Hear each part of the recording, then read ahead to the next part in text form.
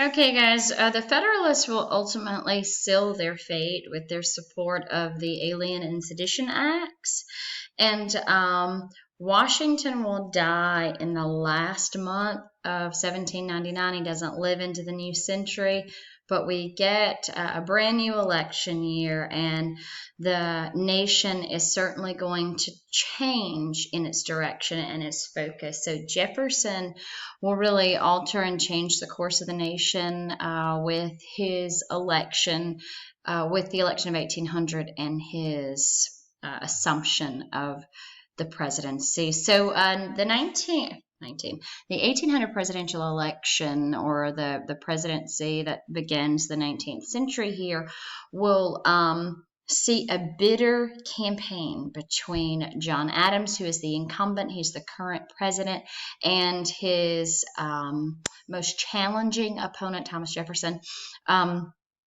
Now, if you think today's political campaigns are mudslinging and low blows, then boy, you ought to have seen the 1800 political campaign. So the Adams campaign, they print lies that Jefferson's dead. Thomas Jefferson's political camp, they publish slander like Adams is a hermaphrodite, meaning that he has both male and female reproductive parts. It's just really, really ugly. Well, the Federalists are unpopular. Because of the Alien and Sedition Acts, the Federalists have become extremely unpopular, and Jefferson doesn't win a majority of the Electoral College votes. Thomas Jefferson, Aaron Burr, a number of other candidates have large numbers of Electoral College votes in November of 1800, but no one has a majority. But what is clear is that the incumbent, John Adams, has lost. The Constitution explains that when this happens, it goes to the House of Representatives to determine who's president, and the House of Representatives will vote 35 times, and they're unable to determine a winner here in this 1800 election. In steps an influential American to try and come up with a solution. Alexander Hamilton, at this time, he has been out of politics for a while, but he knows both Thomas Jefferson and Aaron Burr, and although he and Jefferson had been political rivals, he has faith and confidence in like the steadfastness of Thomas Jefferson. He sees Aaron Burr as dangerous, and so Hamilton uses his influence to make sure that Thomas Jefferson wins this presidential election. And so eventually, the presidency goes to Thomas Jefferson, and this is something that's monumental in world history because at this time you've got, the French Revolution had taken France by storm, and blood was running in the streets, and it allowed for a military dictator, Napoleon Bonaparte, to come to power. But what we have here in these United States in 1800 is a peaceful transition of power. The Electoral College decided Thomas Jefferson would be the winner of the 1800 presidential election, and Adams peacefully steps aside. He leaves the White House. He hadn't been there very long, and Thomas Jefferson enters the White House. At this time in 1801, inaugurations occur in March. So in March of 1801, Thomas Jefferson was sworn in as the third president of the United States.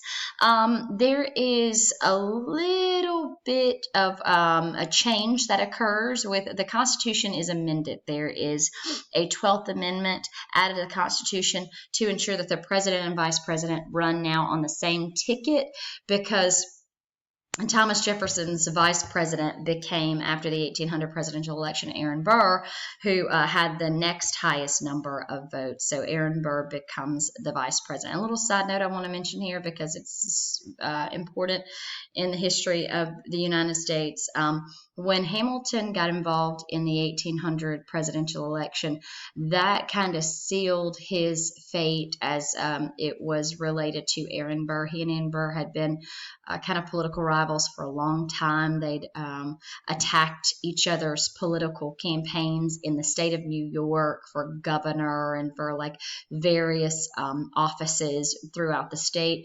Well, Hamilton comes out against Aaron Burr. Aaron Burr loses that presidential seat, and in 1803, Burr will challenge Hamilton to a duel. They'll go out into New Jersey because it's legal there to duel, and Aaron Burr will kill Alexander Hamilton, founding father, our first Secretary of the Treasury, and the father of our American economy. So that's just a little side note there. Let's keep going. So Thomas Jefferson is president. He's a Democratic Republican, sized down the scale and scope of federal government. So he reduces the size of the Army. He reduces the size of the federal government overall by like closing up positions. He does favor his political party to a degree, like some of the appointments that Adams had in place. He will replace those executive appointments with Democratic Republicans. But his speech to the nation, his inaugural address, it pulls at a desire for unity. He pleads with Congress, of course, is the audience here. He pleads with Congress to unite, and he does leave some Federalists in positions of power. He also works to reduce the size and scale of the Bank of the United States, but this is interesting. He does not try to destroy that Bank of the United States that he had competed so fervently, so valiantly competed against Hamilton to ensure that there would not be a national bank. And he will also reduce some tariffs. Jefferson is a man of his belief is free trade, so he believes that tariffs impede on free trade. Tariffs, that was a Hamilton idea, so he's going to lower tariffs, so lower taxes, all of those things. If you have less money for the federal government to operate and run, then the scale and scope of that federal government is going to be smaller. So Jefferson adheres to some of his political beliefs and philosophies by, yes, reducing the scope, scale, and size of the government in some ways. We also see a dominance of Southerners in federal policy. We had the Virginia. Now, along the Virginia and Maryland border, the capital was located. And from this point onward, your big political players will be Virginians. They're going to be Democratic Republicans, and the Federalists altogether really just lose their power and influence after the whole Alien and Sedition Act fiasco. Okay, so now let's talk a little bit about the Supreme Court. We're going to go back to that Judiciary Act of 1787, the Judiciary Act of 1789, Judiciary Act of 1789. John Marshall is the Chief Justice of the Supreme Court in 1800. It was first John Jay, now it's John Marshall. And he is the most, it's can be argued, and there's a lot of evidence and support for the claim that Marshall is the most important Chief Justice to sit on the Supreme Court. So he's leading the Supreme Court, and he will do this for 30 years.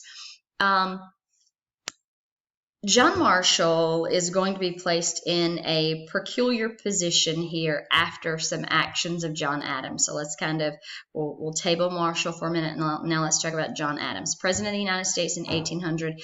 He knows that he's lost that 1800 presidential election. Not only has he lost the presidential election, but his party has lost their majority in Congress. So there's one more branch to try and keep or maintain the Federalist political party, to maintain their power. That would be the judicial branch. So while in the last few months that the Federalists have power in Congress, they passed through a law called the Judiciary Act of 1801.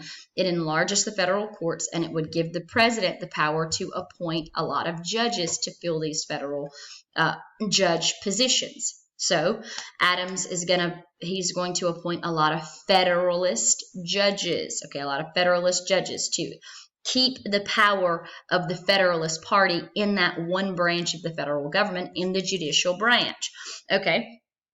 So even in the last hours of his presidency in March of 1801, Adams is signing judicial appointments, trying to approve judicial appointments. Well, he doesn't get all of those appointments delivered. So there's this guy, his name is Marbury. He's appointed by John Adams, but his appointment isn't approved by John Adams, Secretary of State. And in March of 1801, when Jefferson becomes president, his new Secretary of State, who's Madison, says, nope, Marbury, you are not going to be a judge under my president. Thomas Jefferson refuses to give him his appointment. So Marbury sues Madison so that he can be given his seat on the federal judiciary. Now, there are a lot of intricacies in here. I'm not going to tell you all of it because you're going to read an article about it. I'm just going to skip to the end. Ultimately, the Chief Justice of the Supreme Court, so we're back to John Marshall, who's the Chief Justice of the Supreme Court for 30 years.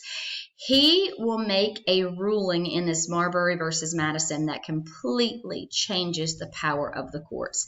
He will rule in this decision that Congress doesn't have the power to define the judicial branch. Okay, Congress doesn't have the power to define the judicial branch. It is the judicial branch that has the power to review actions of the president or actions of Congress to determine whether or not they are constitutional.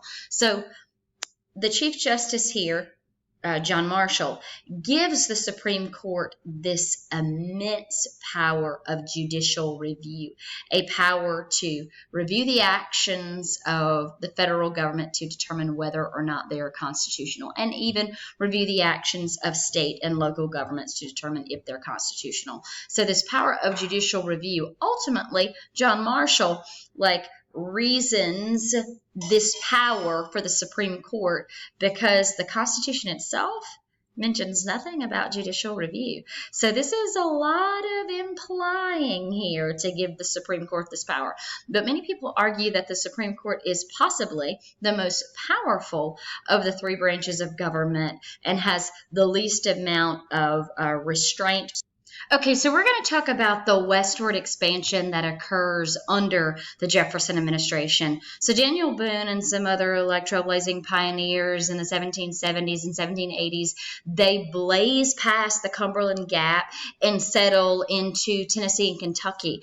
And then by the 1780s, Tennessee and Kentucky are added to the Union of States. And then we reach the early 1800s, and you have places like Ohio that are now largely populated by Americans. So a large amount of Western migration, and this is so the Jeffersonian vision for what America should be. Landowning farmers. Remember, Jefferson wanted every man to be a landowner. He believed that every man should participate in this democracy, but in order for that to happen, every man should be a landowner.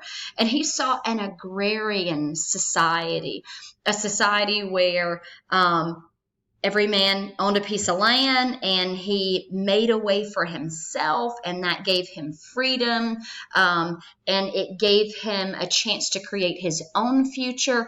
But he saw these landowning men as being active participants in their local governments. Remember, Jefferson doesn't want a large-scale, big government. His vision for the nation is a small-scale, very connected with the people, local government. Okay, so Jefferson becomes at conflict with his political philosophy when he's offered to purchase New Orleans in 1803. Napoleon Bonaparte offers to sell the United States. Well, actually, Jefferson wanted New Orleans himself, and he sent an envoy to request New Orleans, and then Napoleon Bonaparte countered with an offer to buy the entire midsection of the North American continent, which will eventually hold 15 U.S. states. Well, that would be great for the Jeffersonian vision: land, agriculture. But the problem is, there's nothing in the Constitution that says the federal